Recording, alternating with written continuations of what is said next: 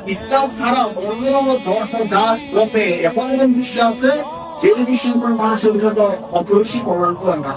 কিছু কিছু বিষয় আছে মানুষের উপযোগী করে, কিন্তু তাদের রীতিনীতি থেকে চলে।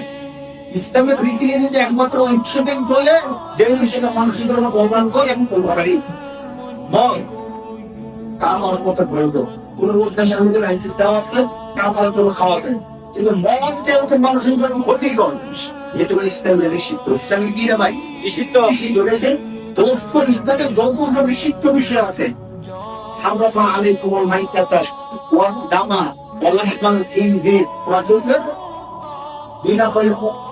পারা আস্তাগফির বিশের পঞ্চম আয়াতে আল্লাহ পাকুল কালাম বলেছেন যে আল্লাহ তাআলা তোমাদেরকে নিষিদ্ধ করেছেন কি হারামা আলাইকুমুল মাইতাতা, মৃত জিনিস, যত মৃত জিনিস আছে প্রাণীর মধ্যে এইরকম আমাদের নিষিদ্ধ করেছে। দেখেন মৃত গরু বা ছাগল বকরি এগুলো ডাক্তার পরীক্ষা করে দেখছে যে মৃত্যুবরণ করার পরে এই প্রাণীর দেহের প্রতি উপকারী আর কোনো কিছু থাকে না।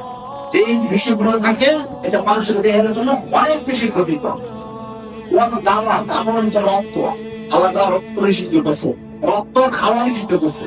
এই রক্ত মানুষদের ক্ষতিকর। এভাবে সব বিষয় দেখেন খিনজির, যেটা আমরা শুরু করে আল্লাহ তাআলা নিষিদ্ধ করছে। দেখেন এই বিষয়ে অনেক বেশি ক্ষতিকর মানুষের।